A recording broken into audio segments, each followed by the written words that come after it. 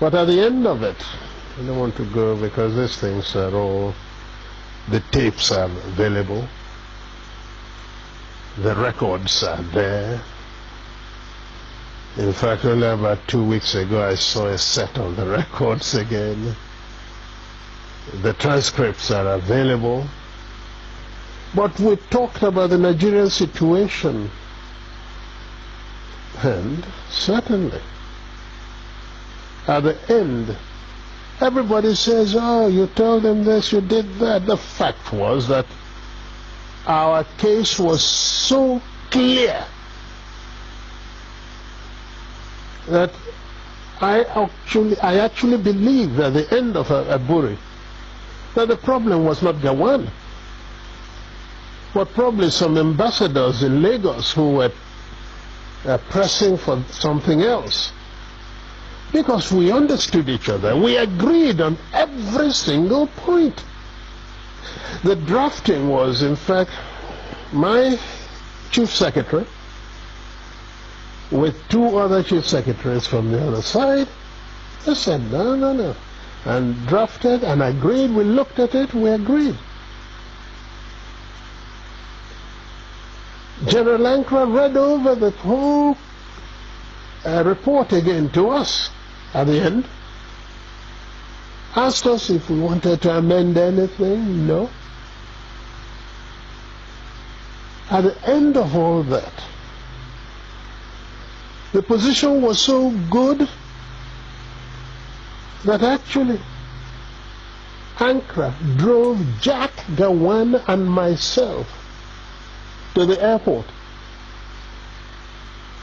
Jack was sitting on his left, I was sitting on his right.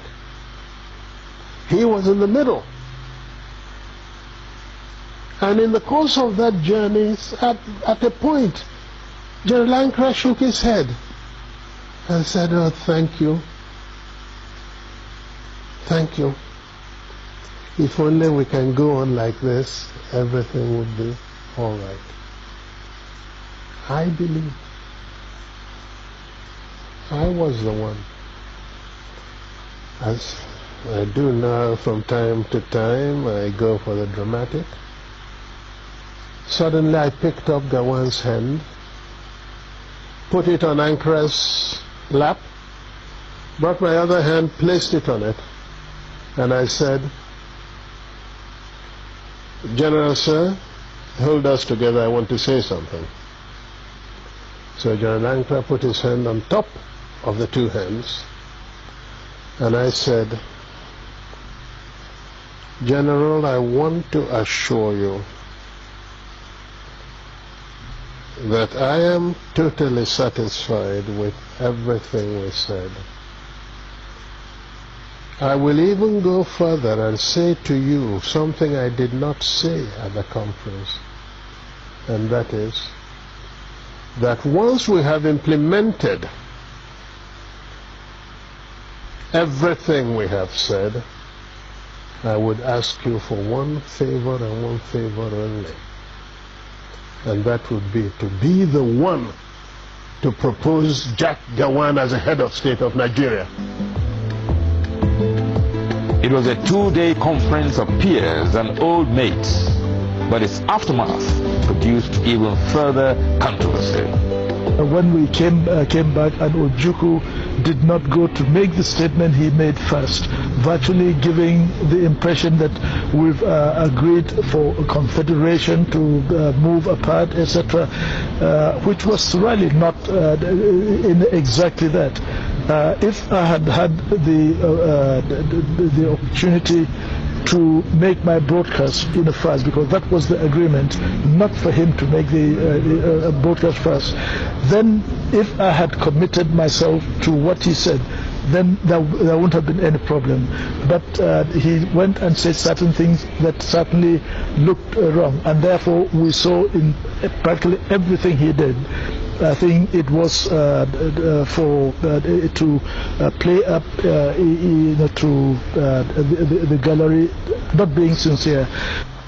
At Aburi, yes, we agreed on area commands for the armed forces, At Aburi, we agreed that the police force would be decentralized. We agreed on those. Yes. We agreed even to show that we didn't separate. At Aburi, we also agreed on certain revenue formula. That's what happened at Aburi. Aburi again, because I always end up, it sounds odd today, but I always end up by saying I must have been naive, because I believed actually that would be the end. I'll confess to you, when I got back to Enugu, oh yes, I had a party,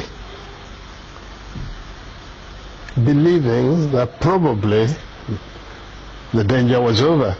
That's what we thought. Until they then began to deny everything. It was the denial of Nigeria that made me publish the tapes of Aburi, because we had insisted that each one should have a set of tapes. Everybody talks about confederation. Go and look at the transcript. There is no time that the word confederation came from my lips.